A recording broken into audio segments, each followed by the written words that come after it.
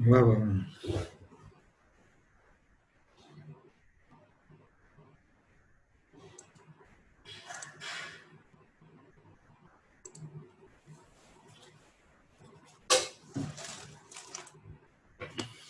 Okay class, तो आज हम हेलमिंथ प्राणियों के आर्थिक महत्व के बारे में बात करेंगे। तो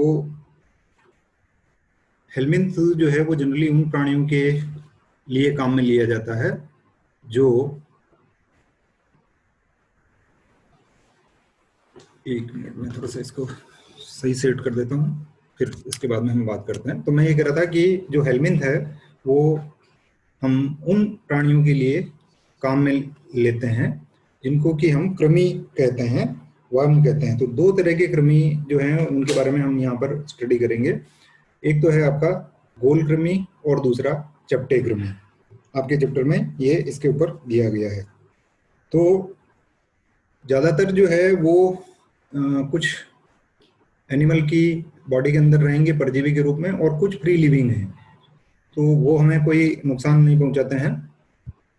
लेकिन जो हमारी बॉडी के अंदर रहते हैं वो उनका इकोनॉमिक इम्पोर्टेंस है, और क्योंकि ये एनिमल बॉडी के अंदर रहते हैं तो अपना फूड वगैरह ये उसी से प्राप्त करेंगे, इसलिए ये हमेशा हमारे लिए नुकसान ही करते हैं। तो वर्गों के आधार पर अगर हम इनको देखें, मैं इसको फुल स्क्रीन कर लेता हूं ताकि आपको देखने में आसानी रहेगी। From current slide, okay.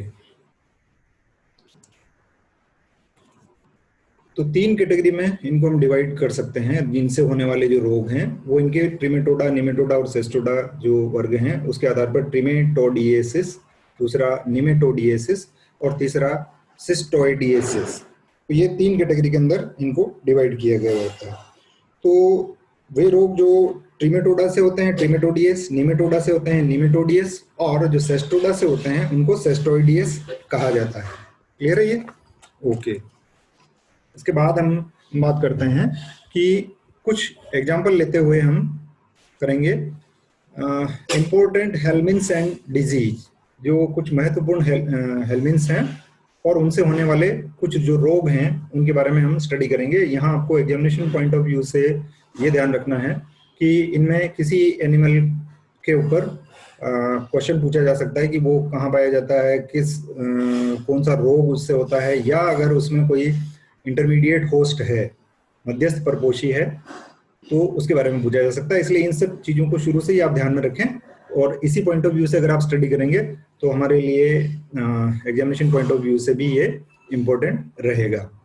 तो पहला देख रहे हैं हम यहाँ पर, वो है आपका पॉलीस्टोमा। पॉलीस्टोमा जो है वो पैरासाइट है, और ये फ्रॉग, शीप और टर्टल यानी आपका मेंढक, भेड़ और कछुए के यूरिनरी ब्लैडर के अंदर परजीवी के रूप में पाया जाता है। तो ये उनके यूरिनरी सिस्टम को प्रभावित करता है। ओके। दूसरा जो है वो है आपका फैसियोला। इसके बारे में शायद आपने फर्स्ट ईयर में पढ़ा है, फैसियोला हिपेटिका, या इसको लिवर फ्लूक कहा जाता है, जो कि भेड़ में यकृत में अंतः परजीवी है। इसका जीवन चक्र यहाँ पर हमने दिखा रखा है, केवल ये मैंने आपको याद दिलाने के लिए। यहाँ जीवन चक्र में नहीं पढ़ना है, लेकिन इससे आपको याद आ जाएगा कि भाई हाँ ये इसके अंदर डिफरेंट जो लार्वल स्टेजेज होती है और किस ये जो इंटरमीडिएट होस्ट है इसका ये होता है।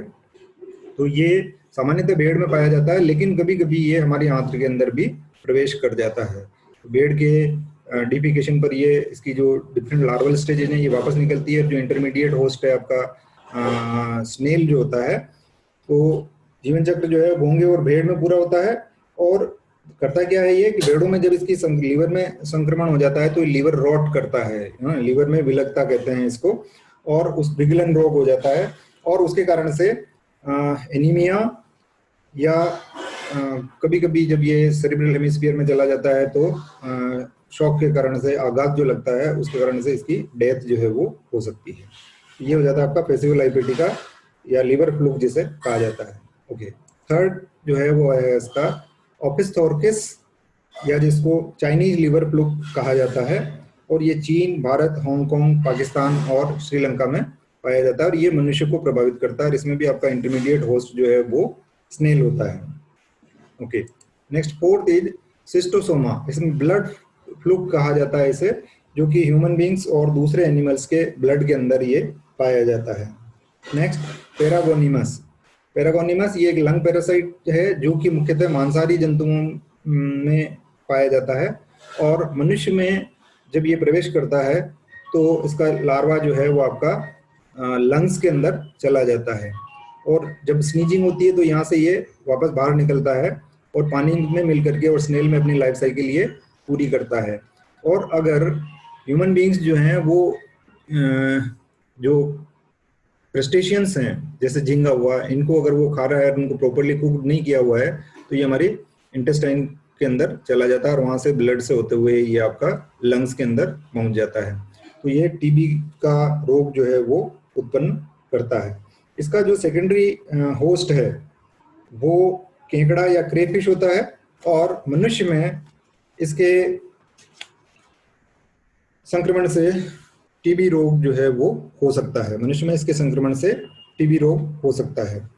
पैरागोनिमस, अब ये कहाँ कहाँ पाया जाता है? जैसे हमने कहा कि कार्निवोर्स में होता है, मनुष्य का उदाहरण लिया हमने। इसके अलावा ये शेर, चीता, कुत्ता, जंगली सुअर, बिल्ली, चूहा आदि में भी पाया जा सकता है। और देश की अगर हम बात करें तो भारत, चीन, जापान, फिलीपीन, न्यू गिनी और अफ्रीका जैसे कंट्रीज के अंदर ये पाया जाता है।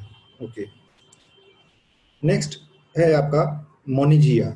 ये क्या है कि जैसे हमने एक उदाहरण लिया यहाँ पर गोट का, लेकिन ऐसे एनिमल जो जुगाली करते हैं, रूमिनेंट्स जो हैं, उन पशुओं की आंत्र में पाया जाता है।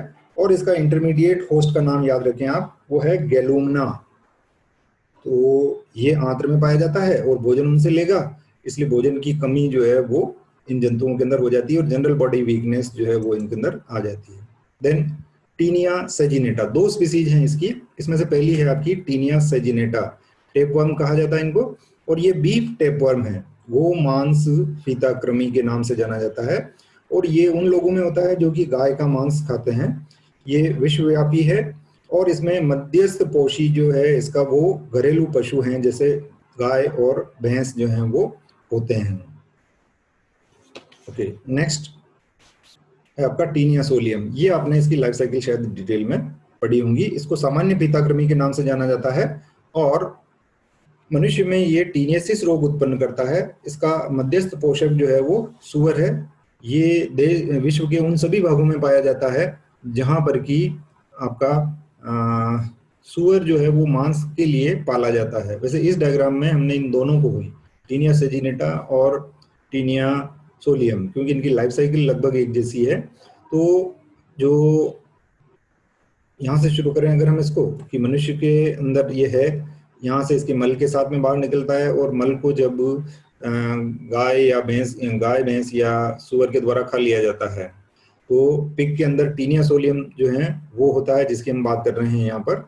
और इसके अंदर फिर ये एक लार्वा निकलता है, ओन्कोस्पियर, और ओन्कोस्पियर जो है वो सिस्टिस सर्कस लार्वा बन करके इसकी मसल्स के अंदर आ जाता है। और जब इसका पोर्क जो है, इसका मांस जिसको कि पोर्क कहा जाता है, ये अनकुक्ड हो या कच्चा पका हुआ हो, उसको अगर खाया जाता है मनुष्य के द्वारा, तो ये हमारी इंटेस्टाइन के अंदर पहुंच जाएगा और वहां से कफिंग होती है। ये लाइफ साइकिल आपने पहले पढ़ रखी है। तो जब आंत्र में जब ये जाता है, तो क्योंकि ये परजीवी है, इसलिए आंत्र में ये अपने हुक की वजह के साथ में एंडोडर्म, उसकी जो इंटरनल लेयर है उससे जुड़ जाता है, और इसका पोषण जो है वो प्राप्त करता रहता है हमारे शरीर से। क्योंकि आंत्र में आप जानते हैं कि जो डाइजेशन होने के बाद में अमीनो एसिड और ग्लूकोज और ये मिलते हैं, तो उनको ये वहां से ले लेता है, तो हमें पूरा पोषण जो है वो नहीं मिलता है। और कभी कभी जब इसका नंबर ज्यादा बढ़ जाता है तो ये ब्लॉक भी कर देता है, और उस केस में इसको सर्जिकली रिमूव करना पड़ता है। ऐसे ऐसे ही एक्सट्रीम कंडीशन होती है ये, लेकिन सामान्यतः इसको दवाइयाँ दे करके और डीवर्मिंग वगैरह दे करके और इसको मल के साथ में ये बाहर निकल जाता है। ओके, दूसरा है आपका 9th जो है वो है इकाइनोकोकस ग्रेनुलोसस। ये भी एक प्रकार का टेपवर्म है। टेपवर्म का मतलब क्या हुआ? जो कि टेप के समान, फीते के समान चपटा होता है। और ये है आपका डॉग टेपवर्म, इकाइनोकोकस ग्रेनुलोसस। ये कुत्ता फीताकृमि के नाम से जाना जाता है। जो कुत्ते के जो दूसरे रिलेटिव्स हैं जैसे कुत्ता हो गया, भेड़िया हो गया, लोमड़ी हो गया, बिल्ली हो गया, इनके आंत्र में ये पाया जाता है। और इसका सेकेंडरी होस्ट जो है वो मनुष्य या अन्य घरेलू पशु जो हैं वो होते हैं। इस डायग्राम में भी हमने आपको दिखाने की कोशिश करी है यहाँ पर, ये कि जो ऑन्कोस्फीयर है वो अगर मनुष्य, जरूरी नहीं कि ये मनुष्य के अंदर प्रवेश करे,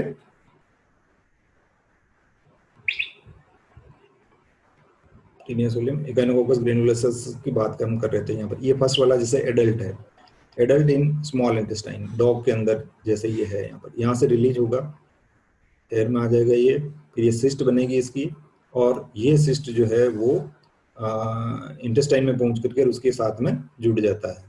या जैसे हमने कहा कि ये फीकस के साथ में बाहर निकलता है और ये पेड़ पौधों की पत्तियों वगैरह पे लग जाता है, तो ये शीप के अंदर चला जाएगा। लेकिन जब ये दूसरी स्टेज जो होती है इसकी, एम्ब्रियोनेटेड एग्स इन फीकस, अगर ये किसी तरह से मक्खियों के द्वारा हमारे भोजन में ले आए जाते हैं, तब हमारे में इकाइनोकोकस का भी इन्फेक्शन जो है वो हो सकता है, और फिर ये इंटेस्टाइन से अपना भोजन जो है वो लेगा।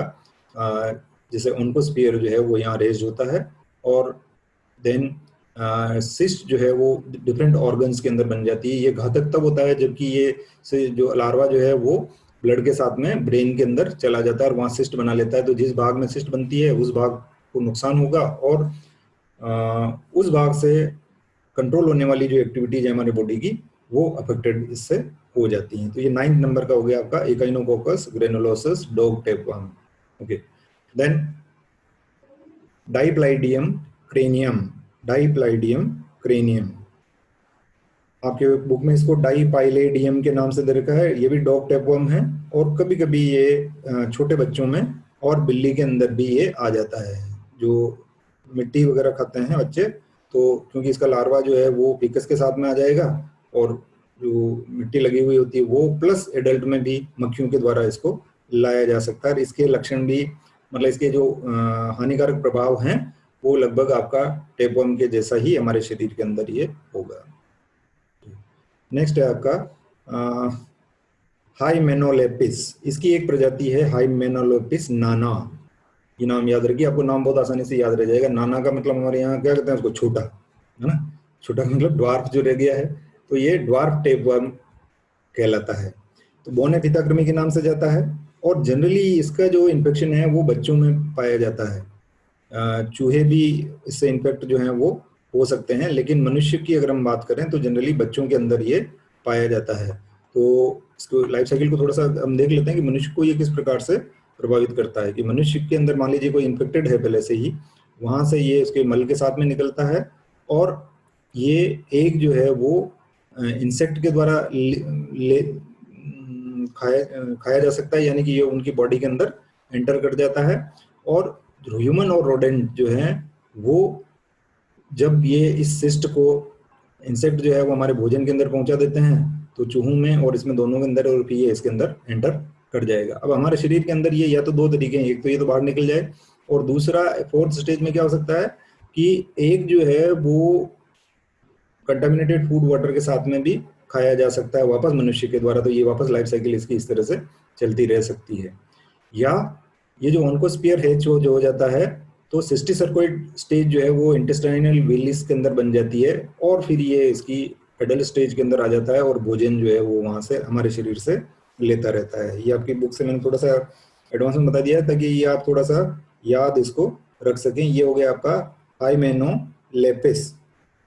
Okay, then 12th is ascaris, round worm इसे कहा जाता है। एस्केरियासिस रोग जो है वो इसके अंदर होता है। जनरली ये वयस्कों में कम पाया जाता है, और शिशुओं में ये अधिक मात्रा में पाया जाता है। करता क्या है ये भी उसी प्रकार से हमारे बॉडी के अंदर एंटर कर सकता है थ्रू माउथ। हम इसको इंजेस्ट करेंगे, यानी कि भोजन के साथ में हम इसको अंदर की ओर ले लेते हैं, और जब ये आपकी इंटेस्टाइन के अंदर आ जाता है तो ये एडल्ट फॉर्म में आ जाता है। और आंत्रशोथ, और ज़्यादा अगर बहुत ज़्यादा नंबर हो जाते हैं तो क्योंकि ये हुक से वहाँ जुड़ा हुआ रहेगा, तो हमारी उसके अंदर घाव हो जाते हैं छोटी आंत्र के अंदर, और उसके कारण से आपका ब्लड का लॉस भी इससे होने लग सकता है। अब बच्चों में क्या होगा कि इसकी पेट दर्द होगा एक तो इससे, छोटे बच्चे जो है, आप जनरली कहते हैं कि पेट में दर्द हो रहा है, ये हो रहा है, तो डीवर्मिन इनको दी जानी चाहिए। अगर एडवांस इन्फेक्शन हो गया है, बहुत ज़्यादा नंबर इनका हो गया है, तो उल्टी, चक्कर आना और बुखार जैसे लक्षण भी हो सकते हैं। और कभी कभी जो है वो बेहोश होने लग जाता है, या जैसे दौरे पड़ना जिसको हम कहते हैं, और अगर बहुत सीवियर हो जाता है तो कोमा में भी ये जा सकता है। सिंपल सा इलाज है, डीवर्मिन जो है वो टेबलेट और सस्पेंशन की फॉर्म में आती है, वो बच्चों को दे दी जाती है, तो ये मर करके और मल के साथ में, फीकस के साथ में बाहर निकल जाते हैं। Okay, then 13th is ancylostoma duodenale, hook worm इसको कहा जाता है। सामान्यतः इसको हुक वर्म के नाम से जाना जाता है। ये आंत्र में पाया जाता है। ये भी यहाँ पर इसके डायग्राम आप देख सकते हैं कि ये आंत्र में, इस फिफ्थ स्टेज में हमने यहाँ पर इसको बता रखा है। आंत्र का परजीवी है। और आता कैसे है ये, तो ये हमारे पैर से अंदर एंटर करता है। लार्वा इसका, जब इसका लार्वा हम नंगे पैर मिट्टी में या इसमें घूम रहे हैं, तो ये लार्वा जो है वो फिलेरियल फॉर्म में होता है, यानी वर्म के फॉर्म में स्किन को पेनिट्रेट कर जाता है, और वहां से ब्लड स्ट्रीम के थ्रू ये आपकी इंटेस्टाइन के अंदर चला जाता है। शुरू से देखें अगर हम यहाँ पर, अगर कोई इन्फेक्टेड है ऑलरेडी, तो उसने क्या किया, मल के साथ में इसके अंडे जो हैं वो निकालता है। ये क्या उसके अंदर रहेगा, वहां से भोजन प्राप्त करेगा, लाइफ साइकिल चलानी है इसको, इसलिए काफी लार्ज नंबर में अंडे देता है, ताकि कुछ तो वापस वहां पर पहुंच जाए। और फिर क्या होगा इसका, कि शरीर से बाहर आने पर ये रेप्टाइटिफॉर्म लार्वा जो है वो हैच होता है, और ये फिलेरियल लार्वा के रूप में बन जाता है। और गीली मिट्टी में जो नम सॉइल होगी, गीला भी नहीं कह सकते, थोड़ा सा नमी वाली सॉइल होगी, जब हम नंगे पैर घूम रहे हैं वहां पर, तो फिर ये क्या करेगा, आपका इससे अंदर के अंदर एंटर हो जाएगा, और इसकी लाइफ साइकिल इसी तरह से लगातार चलती जाएगी। एक चीज आप समझ लीजिए कि सभी परजीवी जो हैं वो काफी बड़ी संख्या में अंडे जो हैं वो देते हैं। पैरासिटिक अडेप्टेशन है ये, जिससे कि कुछ लार्वा जो है वो वापस वहां पर पहुंच जाएं। और कभी कभी क्या होता है कि मान लीजिए कि सिचुएशन जो है वो अनफेवरेबल है इसके लिए, तो इसके लार्वा जो है वो डेवलपमेंटल अरेस्ट स्टेज में आ जाते हैं, और काफी लंबे समय तक ये हमारे टिश्यू के अंदर रह सकते हैं। और जब फेवरेबल कंडीशन आती है, तब फिर ये वापस इनकी लाइफ साइकिल स्टार्ट कर देते हैं। ओके, 14th है आपका वुचेरेरिया बैंक्रॉप्टाई, या इसको फिलेरियल वर्म कहा जाता है, और इससे जो रोग होता है वो हाथी पांव रोग इसको कहा जाता है। तो ये सामान्यतः अरब देश, भारत, मलाया, चीन, कोरिया, जापान और ब्राजील में पाया जाता है। इसका जो इंटरमीडिएट होस्ट है वो मच्छर होता है। तो ये क्या करता है कि वुचेरेरिया जो है हमारा वो ब्लड और लिम्फ वेसिकल्स का परजीवी है। तो जब इसका नंबर बढ़ जाता है तो ये लिम्फ नोड्यूल्स को ब्लॉक कर देता है, और जिसके कारण से पैर की मोटाई जो है वो बढ़ने लग जाती है। तो इसलिए इसको हाथी पांव या फील पांव या फिलेरेसियस डिजीज इसको कहा जाता है। ओके, नेक्स्ट है आपका ट्राइक्यूरिस ट्राइक्यूरा। यहाँ आप ध्यान रखिए, आप जो भी बुक ले रहे हैं आप, तो उसके अंदर इसकी जो स्पेलिंग है वो ट्राइक्यूरिस ट्राइक्यूरा ही हो, ये थोड़ा ध्यान रखिए। इसको विप वर्म कहा जाता है। विप क्या होता है, चाबुक, विप वर्म कहा जाता है। और ये जनरली बच्चों के अंदर डिसेंट्री यानी उल्टी दस्त और एनीमिया यानी कि आपका ये रक्ताल्पता कहा जाता है इसको, खून की कमी इसके द्वारा होने लग जाती है। अतिसार और रक्तहीनता। Okay, then next trichinella spiralis. ये मनुष्य के अलावा कुत्ते, बिल्ली, चूहे, सुअर और भालू के अंदर भी ये पाया जाता है।